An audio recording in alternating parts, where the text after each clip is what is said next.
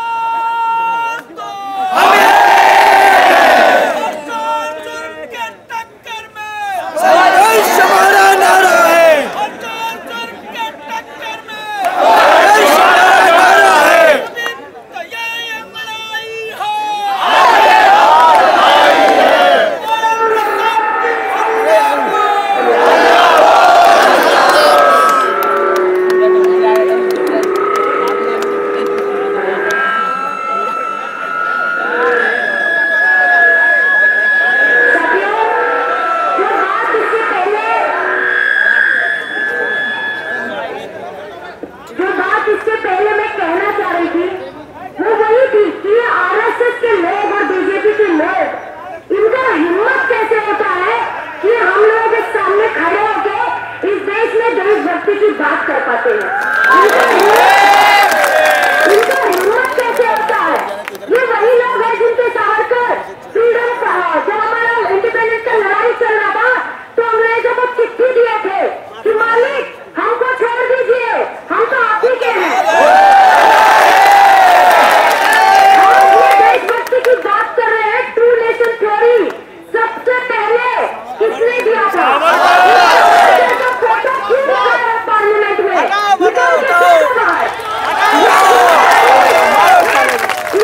सरकार इस तरीके के ब्लंडर्स कैसे कर सकता है? और वो कर रहा है क्योंकि इसलिए कर रहा है क्योंकि आज हमारे जो नेता है वो पढ़े लिखे नेता नहीं है, कुछ बाबा है जो कुछ भी भगवा का कपड़ा पहनते हैं और फिर उनको नेता बना दिया जाता है। ये वही लोग हैं जो हर सिचुएशन में एकदम दंगा भड़काने वाले बयान देते हैं। योगी कितना सारा केसेस है जिससे वो बरी हो चुके हैं क्योंकि वो सीएम हो गए थे, क्योंकि खुद को बरी कर लिया है उन्होंने।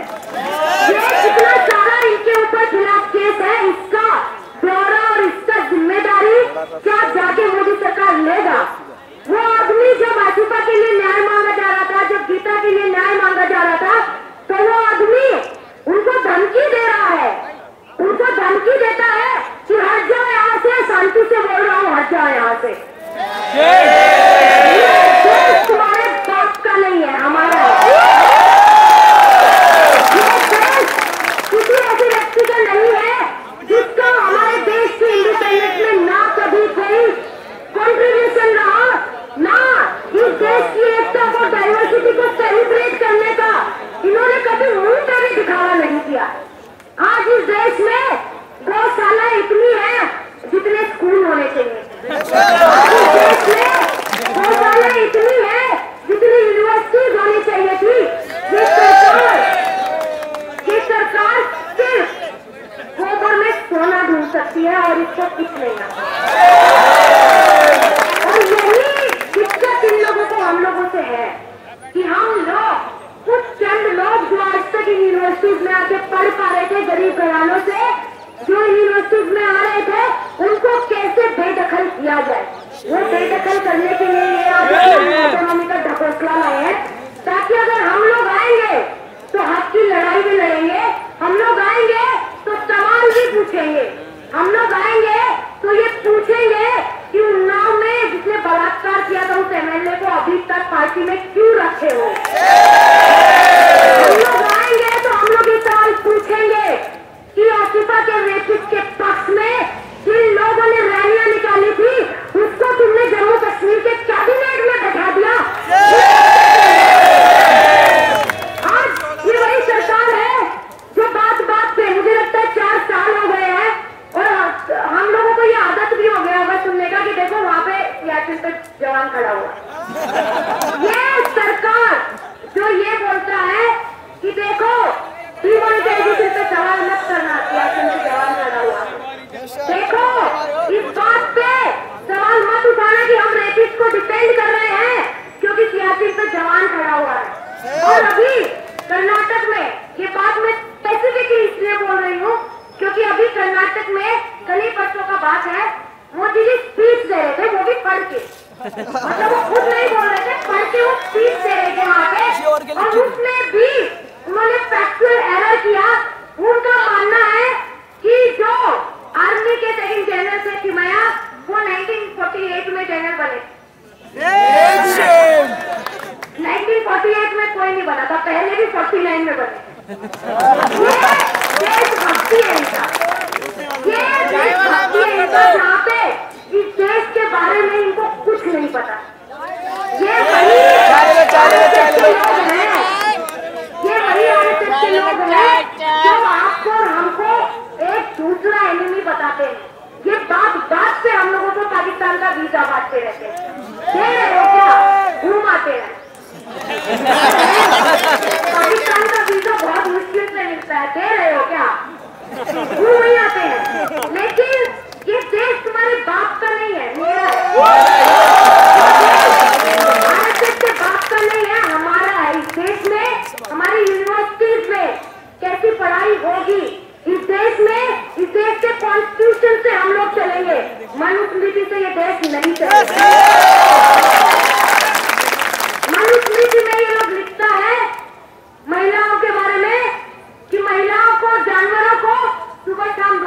मारना चाहिए, तभी इतना आसान था आसिफा के रेपिस्ट के पक्ष में खड़ा होकर रैली निकालना। इतना आसान था। आसिफा के बारे में इन्होंने बोला था कि गीता की बात क्यों नहीं कर रहे हो, लेकिन जब उसी गीता के लिए प्रोटेस्ट हो रहा था तो इनके सीएम धमकी दे रहे हैं। ये इनका असली चेहरा है। हमारी यूनिवर्सिटी में इनका असली चेहरा हम लोगों को साफ साफ दिखाई दे रहा है। ये आरएसएस लगातार यही चाहता है कि देश में साइंटिफिक जो रिसर्च है, देश में साइंटिफिक जो नॉलेज है उसको खत्म कर दिया जाए, ताकि गुरु गोबर की जो राजनीति ये लोग करना चाहता है उसमें लोग भरोसा करें। लेकिन हम लोग इनको ये बताना चाहते हैं कि एएमयू के साथ ही देश का छात्र खड़ा हुआ है। तुम हाथ लगा के दिखाओ इस देश के छात्रों को। हम ही तुमको वहां पे बैठाए थे और खींच के उतारेंगे। इस देश के छात्रों नौजवानों ने तुमको वोट दिया था कि 100 करोड़ नौकरियां देंगे, और इन लोगों के आने के बाद इन्हीं को ऑफिशियल डेटा कहता है कि यहाँ पे 200% नौकरियां खत्म हुई। एसएससी के स्टूडेंट्स के ऊपर भी इन्होंने इतनी ही बर्बरता से हमला किया। वो नौकरियां कैमरामैन हो गया, बस हो गया एक अब की बार मोदी सरकार रेपिस्ट के साथ रैली निकाल रही है। मोदी सरकार सद्दाम सद्दाम मोदी सरकार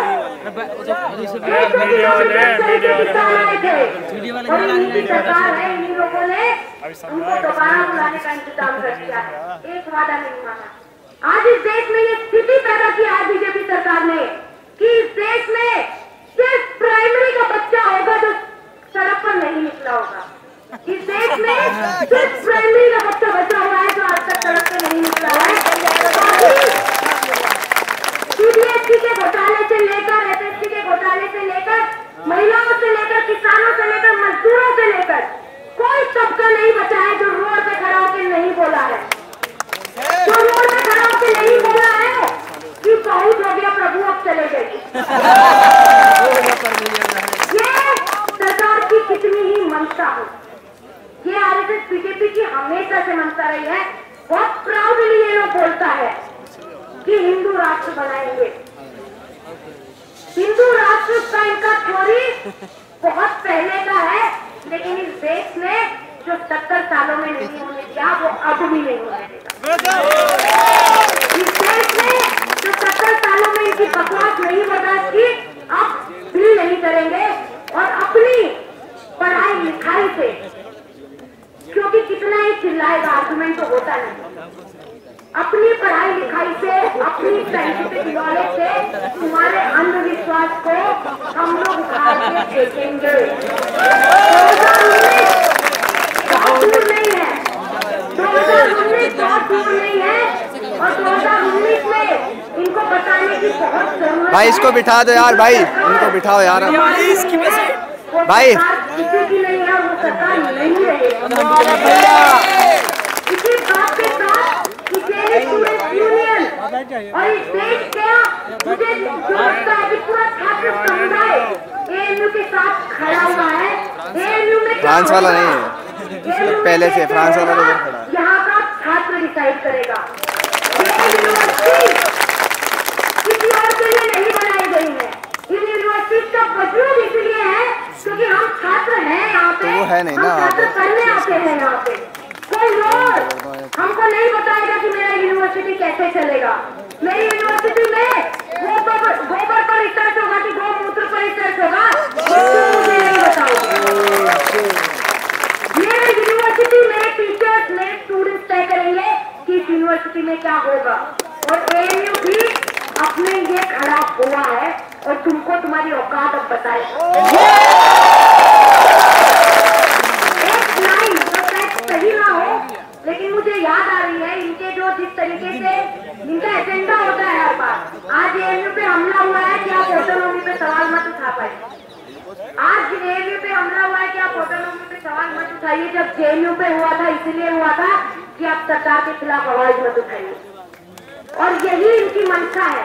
हम पूछ रहे हैं नौकरियां कहाँ है, तो ये बोल रहा है कि देखो मुसलमान खड़ा हुआ। कि हमारा पैसा कहाँ है जो बैंकों में भरे थे और अदानी अंबानी को लोन पे दिए थे, तो ये बोलता है कि देखो जवान खड़ा हुआ।